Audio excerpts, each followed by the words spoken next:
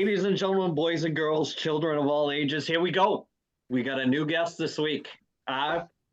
Close personal friend and childhood buddy, Keith Ham, from the great state of Ohio, a New England implant, and hockey guy, sports guy, will fit right in. I've been trying to get him on. We're light. We're killing a penalty this week. It was supposed to be a 5-on-3. Ed, he's having a party. Couldn't make it. Bradford, tinfoil hat Brad. You know, he couldn't make it either. He's got a tournament with the young son, and family first. We know it. So speaking of family, we're going to bring Keith into the family. We're going to get him on. We're going to get him rolling. So with that being said, we haven't seen our buddy Chris in a while, and he's got a bone to pick. Before we get to this week's email, he wants to address what he couldn't address last week's email. So Chris, the floor is yours. Take it away. Hey, it's been 2 weeks. You know, I had to reassess life, change some goals. I did that in 2 weeks. Imagine what I could do in a month, right? So I missed the email from Mr. Paul, tough guy from Oswego, New York, right? I'll summarize real quick. He said, it's an absolute dog shit podcast, I believe. Perfect example of guys living in their mother's basement, bunch of New England homers. You know, we couldn't get laid in a whorehouse with $1,000 bills on us. Interesting, Paul. Very good email. We love hate email, right? It's our favorite. Unfortunately, this is a kid's show, so I'm going to be very cautious with what I say, okay? Kid show. You know what? Fuck it. Mama Clark, you might want to block your ears, okay? Paul, you fake-ass New Yorker, okay? You live in this little shithole town, shit-stained town, nowhere near where any normal people live out in New York. So don't act like you're an actual New Yorker, because you're not, okay? First of all, you guys are known for your ports and your stupid little lighthouses and museums. Absolutely sad. You live around fresh water, dude. You don't even live around salt water like we do here in New England. Like, you're an absolute fake all around, all right? And about ladies and girls and all that stuff, while you're trying to find some celibate out there, I'll be having my girl lick saltwater caviar off my nuts later, all right? So thanks for the email, brother. I don't know how to follow that up other than, hey, get ready for this week's email without Ed. So, Chris, you got big shoes to fill. Tom, big shoes to fill with Ed? Or... Oh, yes. So, Let's you're do not it. on the couch, but Nope. Take it away. No couch here. All right. This week's email is brought to you by GoonGuard. Protect your chiclets. Scientifically proven 2 times better impact and absorption than traditional mouth guards. You microwave it in a minute, set it up in your mouth. You can get your own custom colors, put your name on it, whatever you want to do. Andy shows you the package. There it is again. If you can't, there it is. All right. Today's email comes from Betty from Julian, California. Where can we find your individual social media accounts? I believe that you would have a home run with an OnlyFans page for your audience.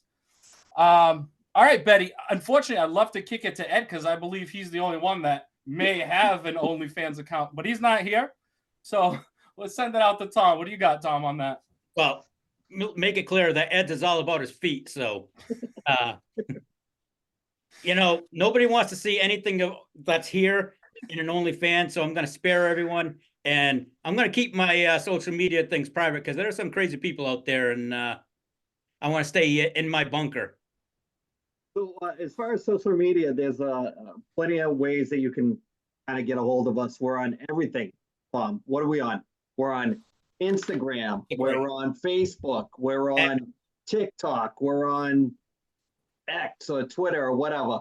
As far as OnlyFans page, that would be some kind of huge jump to get that. I mean, that's Chris, the OnlyFans page for the podcast. What do you think? I mean, listen, I'll try anything once, dude. I mean, if we need to get together and do some weird kind of shit, dude, whatever, guy. We're grown ass men, you know. Let's do it. Locker room stuff. Whatever. It's kid show, though. we've seen it all in the locker room, in the hockey locker room. You know, today was one of my first games on the ice. You know what I seen there? A bunch of kind of it was interesting. So let me ask Keith this question because it kind of pertains to the email. Keith, if you watch an episode or listen to an episode, where do you usually go to see it? I usually go to YouTube. Yeah. Actually. Yeah, I usually YouTube it, just throw it in the car usually when I'm driving between tournaments or wherever the heck I'm going that weekend, and just throw it in the car and listen to it. Best place. Easy. Cool. Yeah, I said last week on the podcast that the YouTube feed is probably the best one. It gets, we give all the clips and the little videos that we add in. It kind of loses a little bit on the audio as far as like when we're on Spotify, Apple, a couple of the other ones. Tom, what am I missing? iHeartRadio, Pandora. Yeah, so we're on everything. I mean, there's plenty of ways to get a hold of us. I mean, just drop us an email or shoot us, as the kids say it, a DM, Chris? A DM?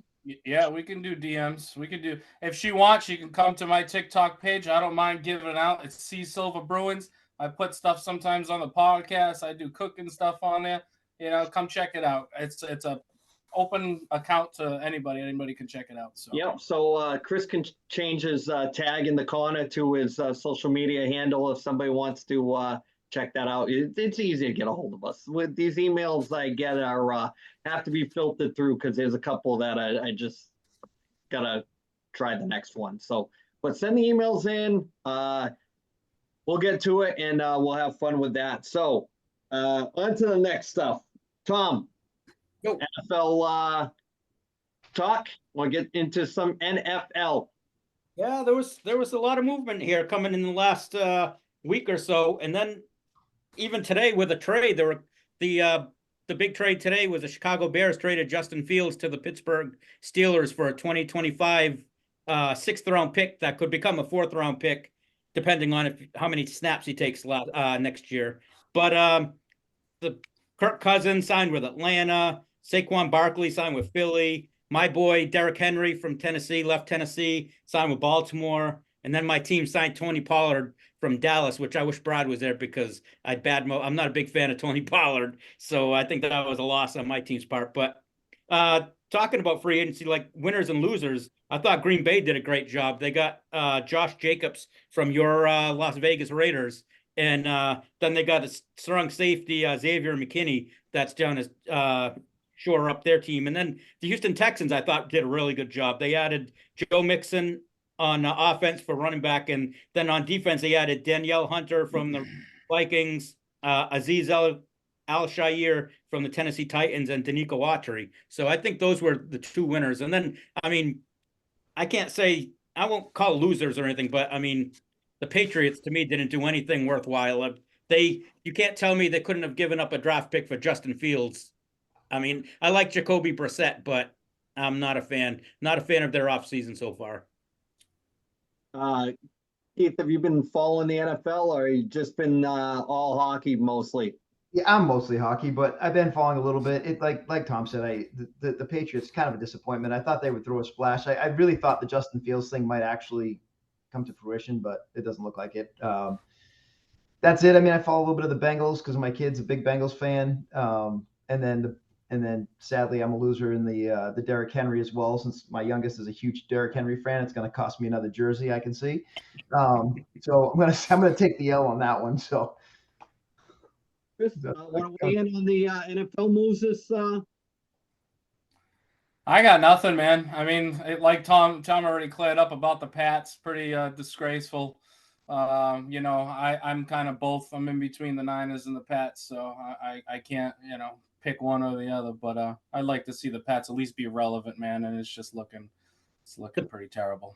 There is one rumor floating around because the Minnesota Vikings made a trade this week, and they added a second first-round pick this year. And the rumor is that they want to move up to the Patriots spot to take a quarterback, and the Patriots may end up getting a bunch of draft picks. So we'll see what happens, see if that comes to fruition.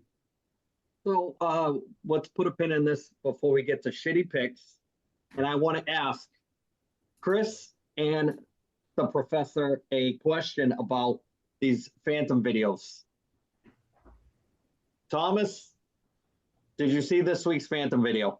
I did, with an homage to what is it? The Roddy Piper movie. I can't think of the name of it They now. Live. They Live. That's it. Yeah. But he seems to be chirping certain individuals more than others. Yes. And Chris, do you want to weigh in on that?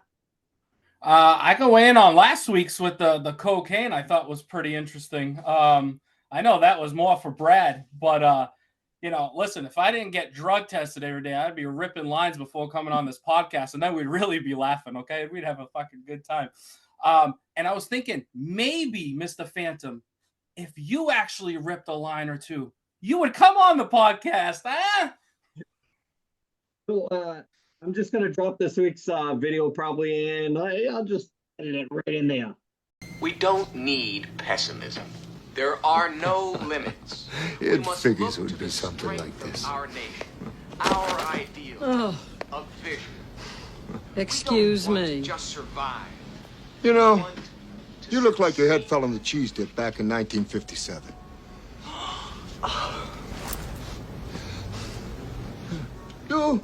You're okay. This one, real fucking ugly.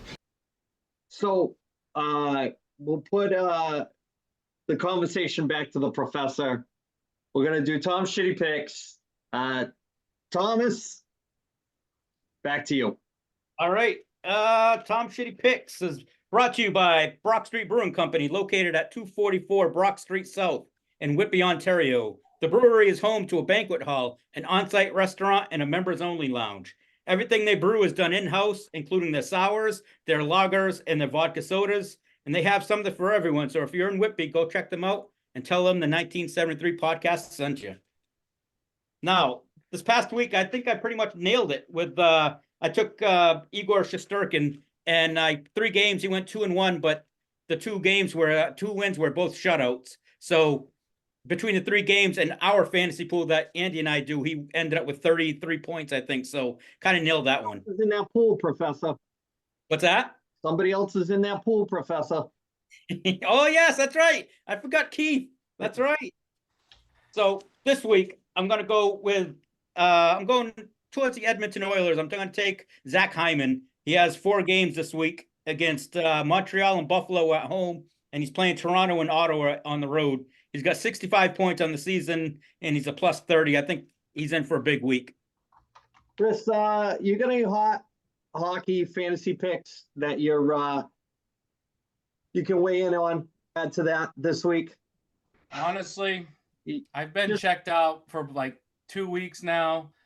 So just like our podcast being dog shit, your picks are dog shit. Yeah, definitely. I won 2 years in a row against in my work league, and I sadly did not even make the playoffs this year. I went too hard on defense, and it was just bad strategy. And I had struggled with goalies all year. It was a disaster year for me in fantasy. I'm pretty disgraced about it, actually. Keith, I'm going to ask you a question. Who is your fantasy pick of the year? Who is your big pickup that has done nothing but great things for you? It's been a tough year. No shit. It was the year of rebuilding, and it's been a disaster. I mean, I think my pick of the year was dropping Stuart Skinner. I thought that was a great move. I dropped him after losing about 17 games and out of 20. And he's done nothing but win every game since, but not on my roster. I'm with you on that one, brother. Yeah, that's my amazing pick of the year. One of the things we've been lacking this year with this podcast is talking a lot of hockey, and Keith is a plethora of good hockey knowledge. I had many good conversations with him growing up. Especially trading hockey cards back in the day. That's one of the things this last since Christmas has been lacking is some really good hockey talk. So go ahead, Tom. Can we talk about how the league needs to change something with the referees and make them available to the media after their game so they can be held accountable? Because that thing with Wes McCauley and John Tortorella this past week was ridiculous. I mean, he kicked Tortorella out of the game, and Tortorella kind of stayed on the bench. Who wanted an explanation. Macaulay skated down to the other end of the rink, didn't want anything to do with it. So and Tortorella ended up getting suspended 2 games for it, and I just think it's ridiculous that the referees don't have to answer for anything. Well, yeah, it's bad now because I don't even know what he did to get 50 games and 50 grand. I've seen some coaches do way worse than that, and that's not even at an NHL level.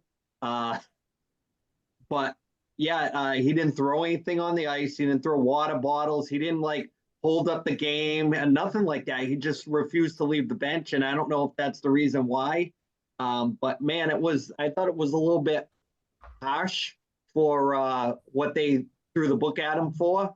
But that's just me, and that's not being this guy either. That's just calling it like it is. I mean, he's been great all year. I mean, as far as he could have probably gone off a bunch of different times, but he hasn't. Keith, thoughts on Torts? Dude, the league needs more Tortorellas, man. We just need more Tortorellas. Like, I mean, I'm fortunate, right? I got to witness this guy here for quite a few years, and he's awesome. And the players will tell you they love him. Like, they love the guy, and it's great. The media needs more Tortorellas. I'm mixed on the meetings with the ref. I think the ref should have to answer for it. But can you imagine some of the press conferences with the referees with just getting hammered with questions? I think it would be great as a referee. I would hate it, but they need to be held a little bit of account. Somebody needs to have a talk, like in the press. But it's a little nuts. But we need more Tortorellas. We need more entertainment. That's just awesome. I love it. I think that where people lack in there, everybody loves sports, everybody gets involved, everybody buys the swag or whatever. But what I don't understand about when people talk sports is at the end of the day, whether you're watching UFC, WWE, any one of the big 4 major sports, you're not playing. You want to be entertained. So when you take out the enforcers and you don't have these aspects of entertainment, you're not playing. So what are you getting wrapped up in being so conservative with your views on stuff? You want to be entertained, especially for the ticket prices that are out there. And that's what I don't understand about people's views on sports. They'll get into arguments with people that they've known since they were kids over something that doesn't concern you other than watching it. It's like going to a movie with your buddy and you're arguing over who's going to win or who's better, Marvel or DC, or, who's going to win? Is it going to be Thanos or is it going to be the Avengers? Oh, let's get in a fist fight over it. Come on, man. Now it's all, just for fun. And, we all get wrapped up in it, but it's just the views on the sports fan. You're not playing. You never played at that level. So watch it. And I've seen fights in the stands. We've all seen fights in the stands. Over what? Your drunk ass? So it's crazy. It's crazy. So yeah, I agree with you. I've been saying it for the longest time. Now all the Vince McMahon stuff that's coming out, I'm not saying that Vince McMahon should run the NHL, but I wish the NHL was run like the WWE. More entertainment, more big budget, more pizzazz, and less, adding more teams does not. That's another thing. Talk about adding 2 more teams and 1 to Atlanta. That's Anthony Carter leading he's leading the group. Keith, thoughts on a third team in Atlanta? Ridiculous. Anybody? I don't know. You know what? Adding 2 more teams, I'm actually okay with it. I mean, I don't want to water it down, but Atlanta again, I don't know. I mean, there's other markets I think that can sustain teams that would be better than Atlanta. But I think Atlanta has the people. I think it has the fan base if they do it right. They just haven't done it right. No. Last time was a disaster, but I think Atlanta could do it. I don't know. I don't know if I want to see another team in Atlanta, but I think it can sustain it. And you know what? If it's good for the league, I'm torn on the expansion, right? I think there's enough players. I think it actually could be good. But is it too soon? Is it when is it too soon after we just added 2 more teams? So that's the question. And when are the Nordiques gonna get their chance to come back? When is that gonna happen? I mean, that's terrible. I say it all the time that there are places that just deserve a second chance, and Atlanta's going to get 3 before Quebec or Hartford get a second chance. That's terrible. They gave the Jets a second chance. I mean, I know they're up and down with, how they draw, but at least they got a second chance at it. Minnesota got a second chance after the Stars left.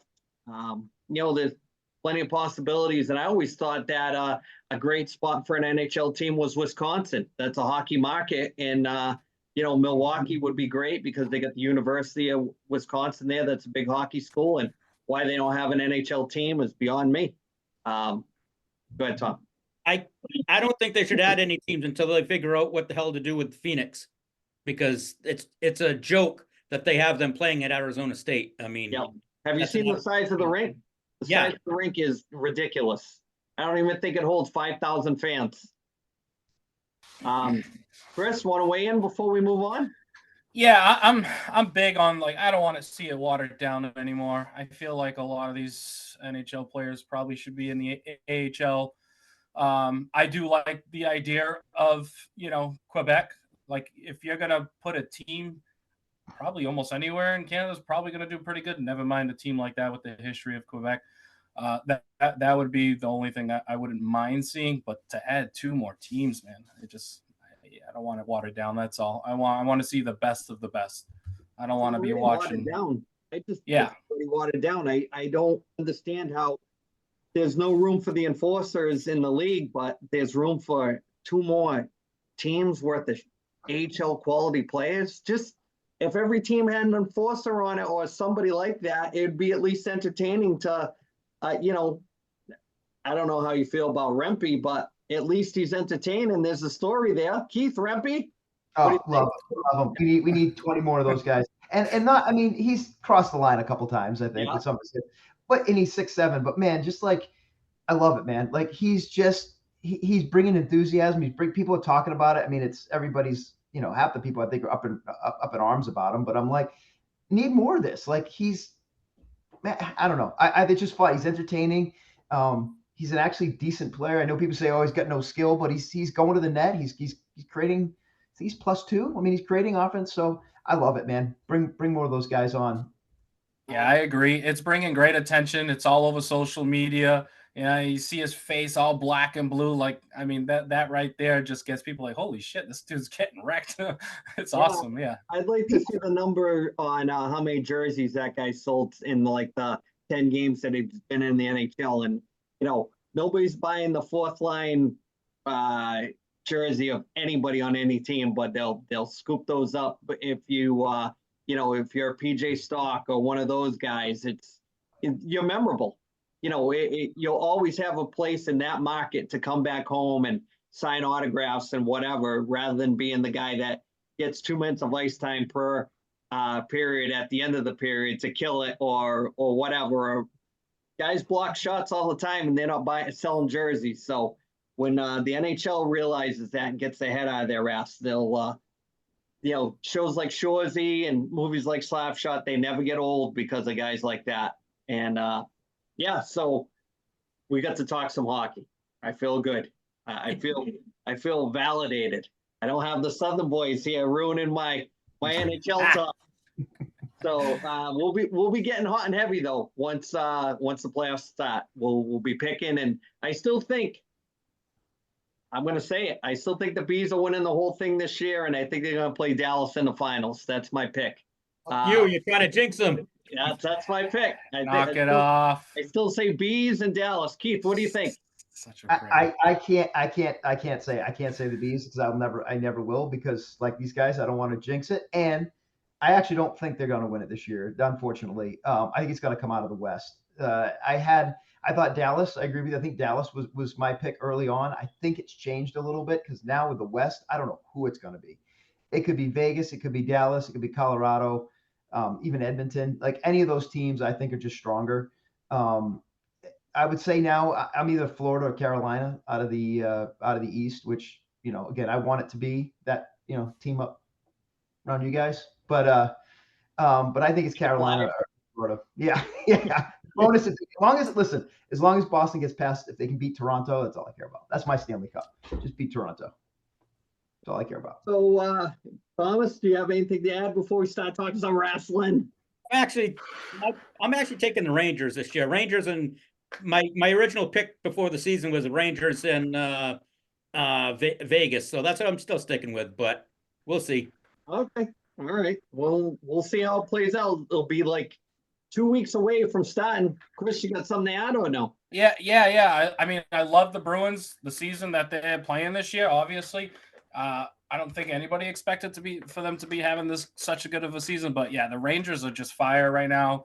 Florida, fire. These are going to be hard teams to beat. I think Colorado right now too. They're like really hot. The last 10 games, I think they have like one loss or something like that. There's a lot of teams that are heating up. You just got to heat up at that right time. The team that heats up just before the playoffs and carries it through. I mean, it could be anybody, but let's see. I can't wait. And I know it ain't going to be the Philadelphia Flyers. That's all.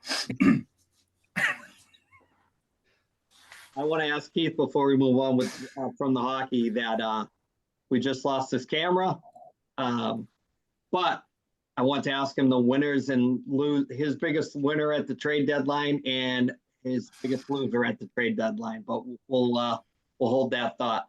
Tom, let's jump into some wrestling. Start talking some. Chris, biography, Randy Orton. What do you got?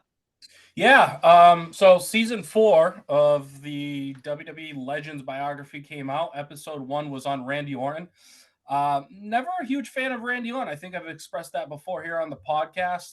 After watching that, you get a lot of insight about how they came up and where he came from. He went out. He was a Marine actually.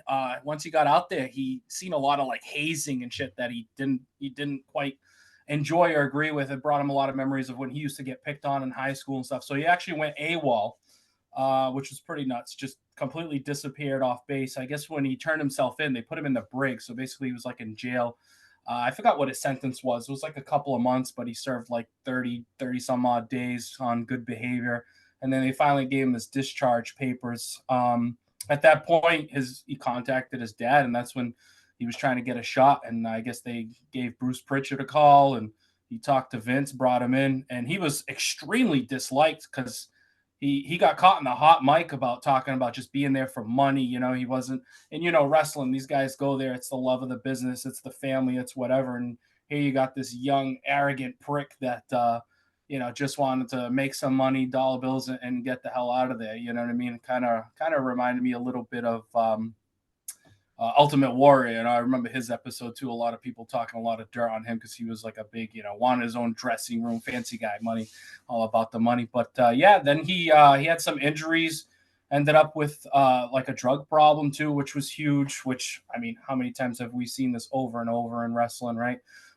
Ended up ODing, which was pretty shocking to go through something like that. And I guess between his newborn daughter and Santino Marella actually really helped him get out of that and focus. And, he got his shit back put together. And I mean, we all know youngest WWE champion in the history of WWE, So it was a good story all around. I really enjoyed it. Kind of brought me like a new sense of respect for the guy, And again, the only reason I disliked him is like, I like guys who can evolve their characters, change things up a bit. I just felt like he was always the Viper, Randy Orton, it was just it kind of got boring for me. That's why I never favored him. But overall, good dude and good results in the end. It was a very good episode, definitely. I couldn't believe how much they actually talked about how much drug use he had in that episode. It was pretty good, and he was pretty candid about the whole thing. And it seems like he's a different person at his age now than he was when he started, as far as being humble and the amount of time he's been there now. It's been over 20 years now, so quite the journey with him, and his how he met his wife and all that stuff is a pretty good story. And Tom, you have anything to add?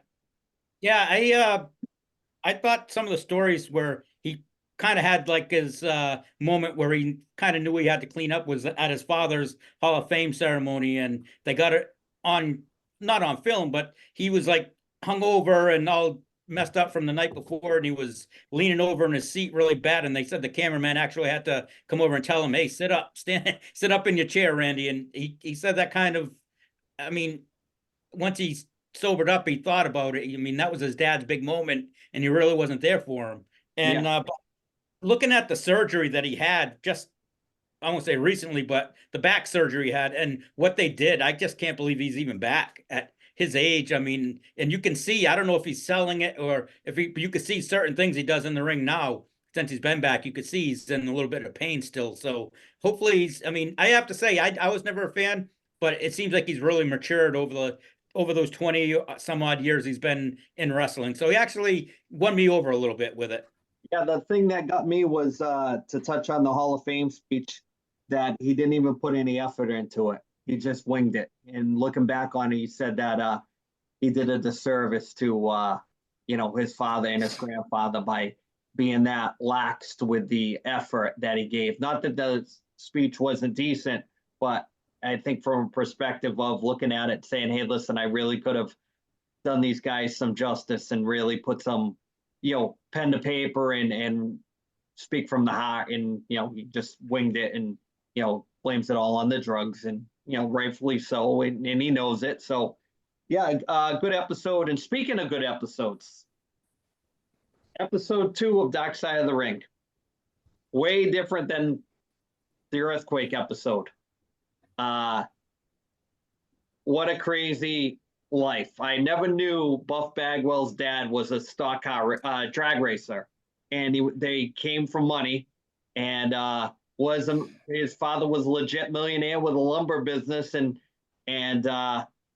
yeah, what a crazy story.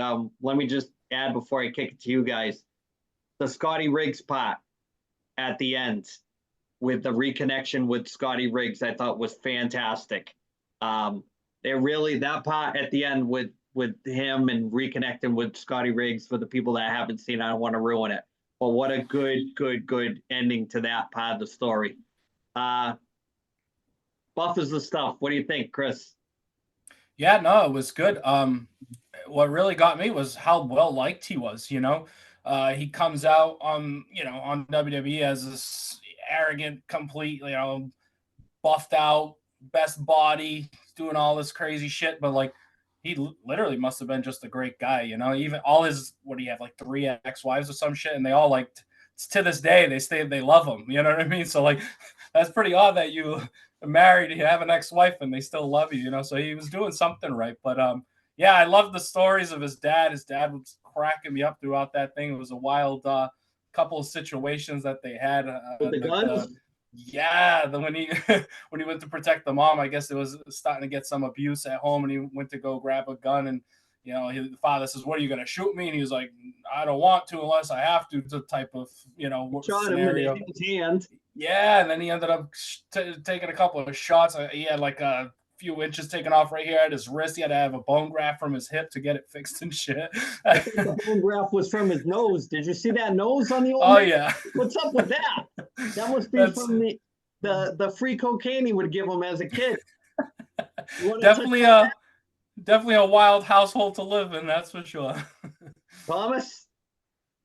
There is some crazy shit in that family. That's all I got to say. With the mom, the story with the mom made me crack up because you couldn't make this whole story up where they tell the story of how his mother would shave his testicles and his junk in the tub, and they had a referee from the old WCW days, and I can't make this stuff up. The guy's name was Slick Johnson, and he said he walked in and he actually witnessed it. So it's just some crazy stuff. And then the whole thing with he ended up, which I had forgotten the story, where he had calf implants and I guess his body rejected them, and he ended up in the hospital and he was almost died. And he didn't want to get them removed. They had to actually talk him into it, and he finally did, but he kept the implants when they took him out, and they said he's got it at his house right now. It's just some crazy things.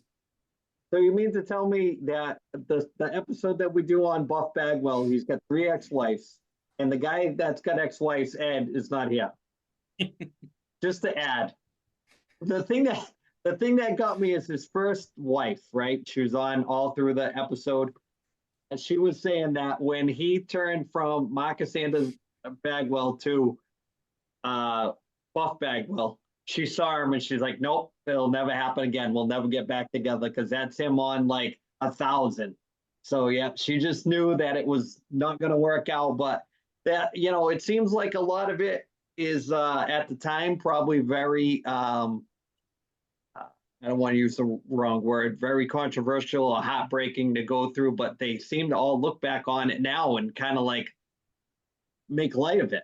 But yeah, I mean, even Eric Bischoff was saying that he was very arrogant but lovable.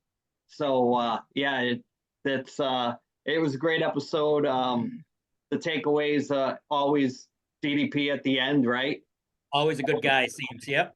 Always the guy that's willing to go the extra mile to get these guys back where they belong.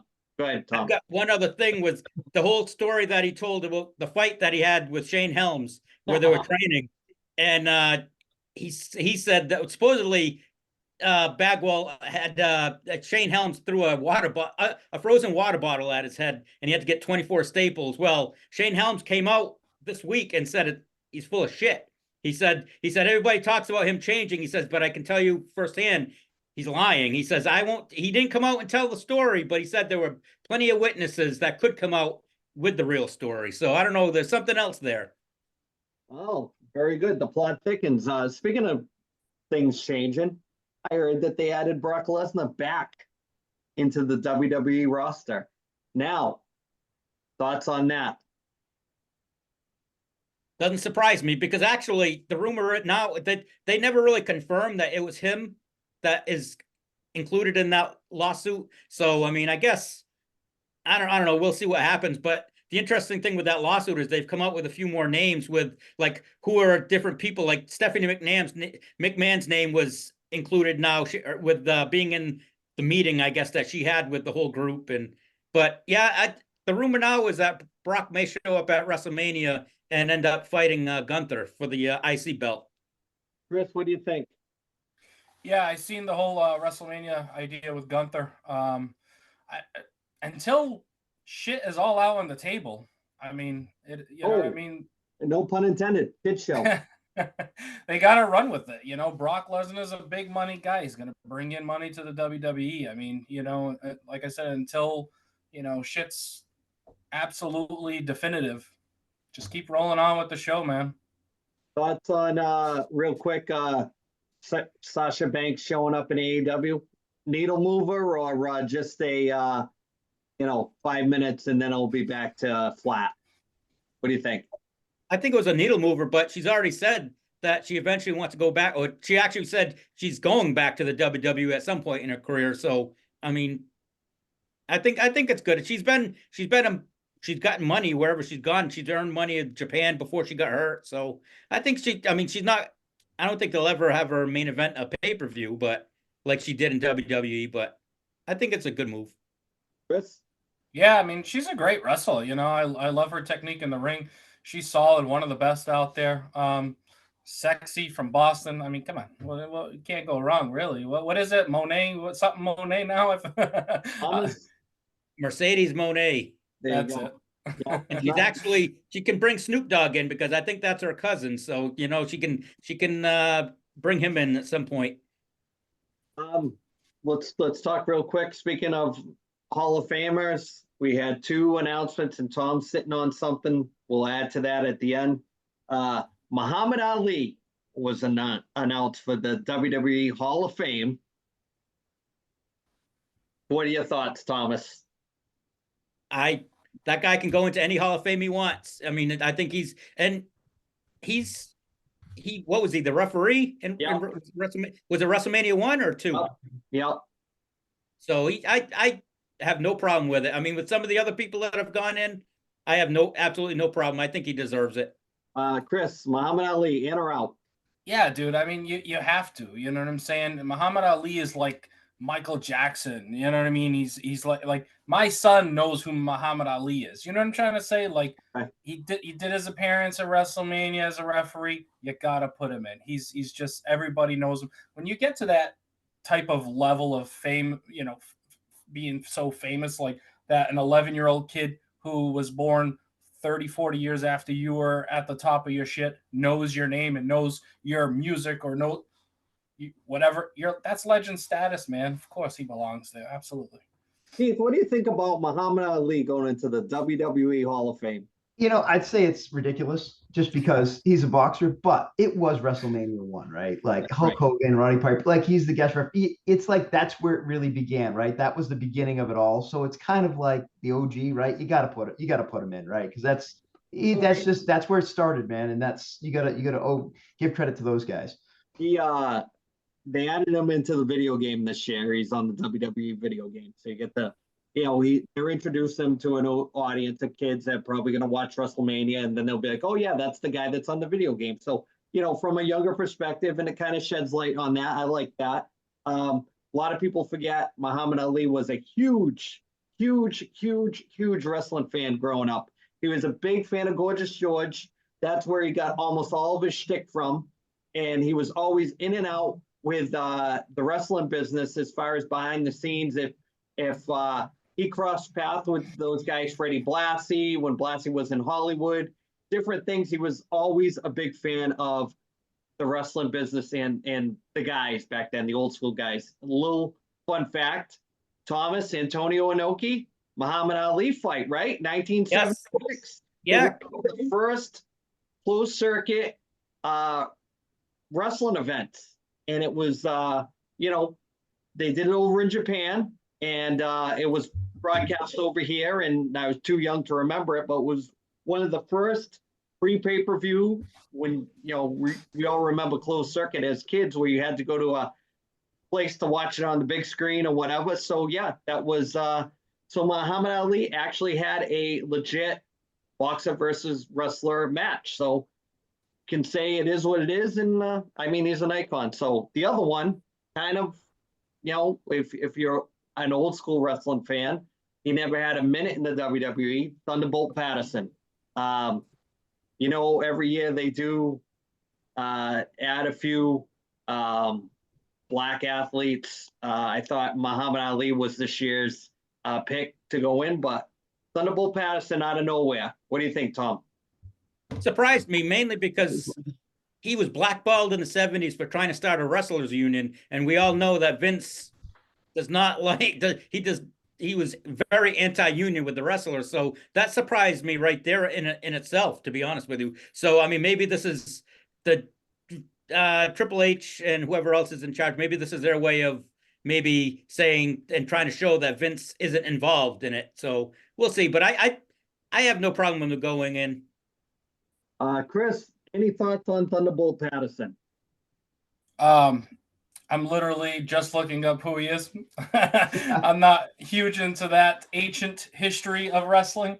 But seems like a good guy. Triple H talks about his influence that he had with peers and people outside of the business and stuff. So I'm not going to give it a yes or no because I'm not that deep into who this fine looking hairy gentleman is.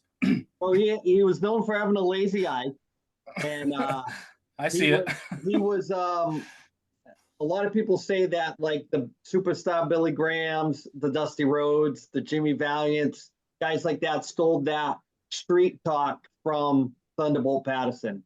He was known to go into the wrestling territories back in the day and really capture the black audience with bringing more diversity to the shows, and he was very popular with the demographic of coming into a territory, winning them over, and getting them to come see the matches. So he was definitely, if you're around at that time, you knew who he was. He was always in and out of like TBS wrestling, and always seemed to have a niche audience of people that really enjoyed him, like a pre-Junkyard Dog almost. Junkyard Dog he was like that, but more in the 70s. So yeah. I just read something kind of interesting, actually, if you got a second. It says that Patterson, who became minister at his own right, also believed to have inspired the character portrayed by WWE Hall of Famer, the American Dusty Rhodes. Your boy. It's your homeboy. Yeah. So he always said that he was the first, like the jive talking type wrestler that everybody kind of stole from. He got bitter in his old years, saying that a lot of things were stolen from him, like his charisma, his the way they would fire up in the ring were all stolen from him. So in his later years, he got kind of bitter towards the wrestling business. A lot of them do. But yeah, Thomas, what do you think? We're going to wrap it up this week and bring it home with some Bridge Street Records? Yeah, first, let me just say about the rumor I've read online about the Hall of Fame. There are two more. Thing I read was that there is a sheet going around with the complete list, and there were two more people supposedly on the list. One is The Rock's grandmother for being a promoter back in the, I don't know, 60s, I guess it was. And the other one is Bray Wyatt. So I don't know if this is just to see who's leaking the names or if this is really going to happen, but we will see. So Bray Wyatt, I don't think was there long enough to be a Hall of Famer. I think that they've left out other people that deserve to go in before him. I'll stick to my Ivan Koloff and Midnight Express. Those guys deserve to go in, and Jim Cornette deserves to go in too, either with the Midnight Express or alone as a manager. That's my 2 cents with that. Chris, I know you're a big fan of The Rock. Leia Maivia going in as a promoter. What do you think? Dirty pool? Fuck no. Okay, there you go. That is ridiculous. Come on. I mean, I think about this all the time. To be given yes or no's, at what point do they run out of people to put in there, right? So maybe that's why they kind of always have a few every year that's kind of just like, oh, whatever type of, and she's just one of those whatever type of, let-ins, I guess. Put in whatever. So I agree with what Brad said last week. There should be a measuring stick of what your contribution is. I mean, some people are just there for a quick minute and they do a lot. And then there's people there that are there forever and they don't really move the needle. Like, I forget exactly what Brad said, but are you selling a lot of T-shirts? Are you bringing people, whether it's the territory days too, are you bringing people in? Do people go to watch you? Are people involved in what you're doing? Do you have a long-term effect on, generational talent, like a Hulk Hogan, generational talent, Bruno Sammartino, generational talent. It's one of those things that even we weren't around for Gorgeous George, but this guy was what brought wrestling to mainstream TV every week. And people know who he is. So when Andre the Giant, he's been dead all this time and people still know who he is. I mean, he's a household name still to this day. That's a Hall of Famer. I mean, you want to throw around legend status, all this other stuff. Where do you draw the line? I mean, like I said, go ahead, Chris.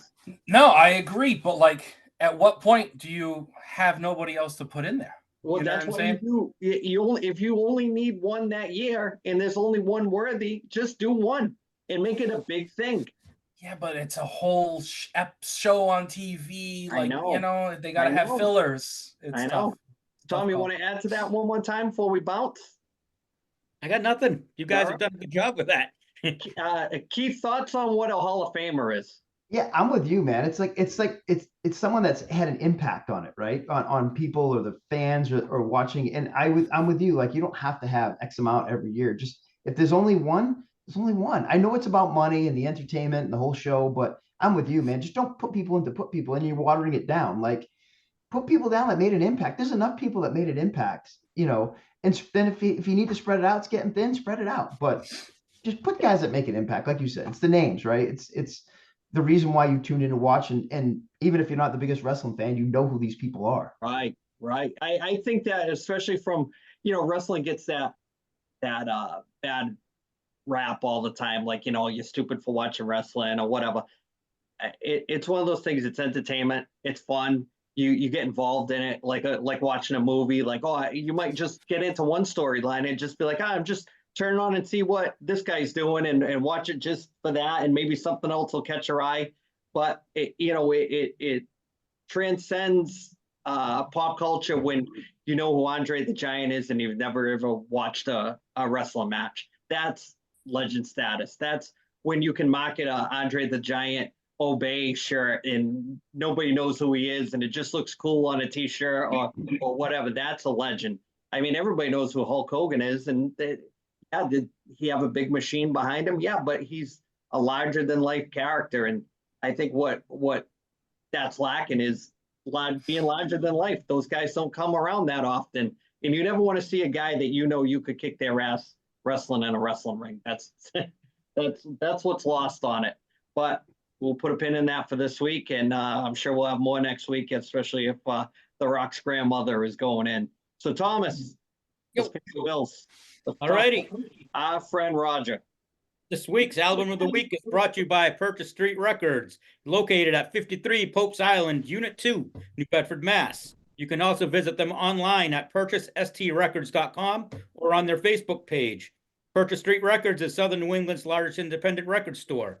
And we talked last week about Roger's band All Sinners opening up for Ace Frehley. Well, they just added a show with Ace Frehley as well. So they added a show, I believe, I'm not 100% positive, but I think it might be in New Hampshire. Oh, okay.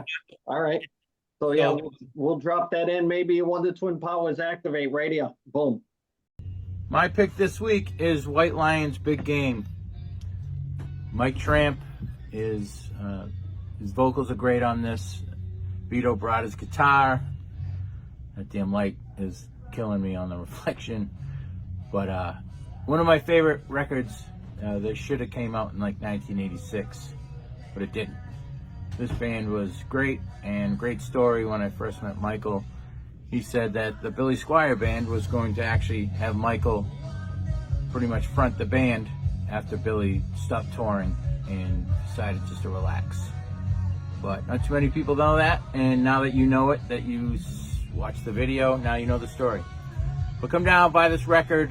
We have pretty much every White Lion record in stock, and hope to see everybody soon. Thanks for the support. So we're gonna wrap this up. We usually do a little roundtable shout out at the end. I'm gonna just start it by saying that our boy Dennis was here last week, and nobody wished him a happy 51st birthday. It was the night before his birthday, and I forgot. I dropped the ball. I want to apologize and say that, yeah, it's me. I should have blew him up on the spot because he was here, and we could all wish him a happy birthday. But I want to wish him a happy birthday. And all this week, I got a little diatribe I'm going to throw out there. With two other hockey coaches with me, I am just blown away at these tryouts when I go, and these parents are losing their fucking mind. They are losing their fucking shit watching these kids, and they're like, skinny, skinny, giving the hand signal, all this stuff. I'm like, do you realize it's not your journey? I'm going to talk right into the camera. It is not your journey. It is your kid's journey. You're just sitting in the passenger seat, giving them directions. Calm the fuck down.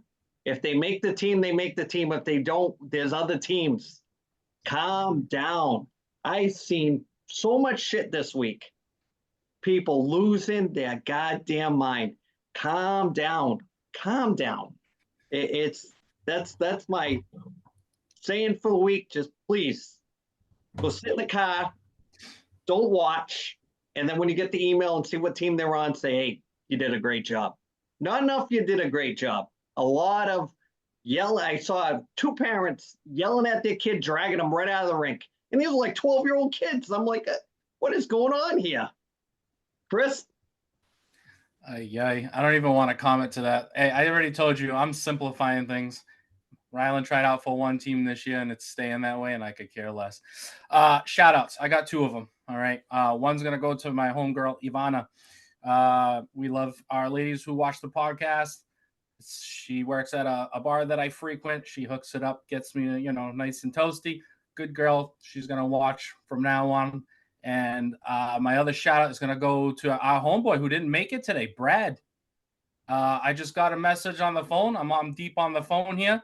They made it to the 8U championship for the NUCCA. So congratulations, Brad Lucas, kicking ass. Good job. Not losing his marbles like I saw this week. Hopefully he's patting the kid on the back and buying him a soda, for Christ's sakes. Brad, buy your kid a soda, for fuck's sake. Keith, you got your shout outs. Guys Yeah, down at just work. shout out to all the coaches and organizations out there in youth hockey, because 7 months of this and the stuff that, especially the ones that don't get paid, 7 months, it's a long season, a lot of crap to deal with, but you know what? It's a lot of work, and hopefully parents understand and thank those coaches and appreciate the stuff that goes into it, because it's a long season. And and in 3 weeks we get tryouts, like you said, and I think our organization has 400 kids signed up already, and being part of the board, we have to be there for that. So I would like to ask some doctors out there to do a study on parents, on their brain during tryout season, and see the difference between their brains during tryout season and the rest of the year.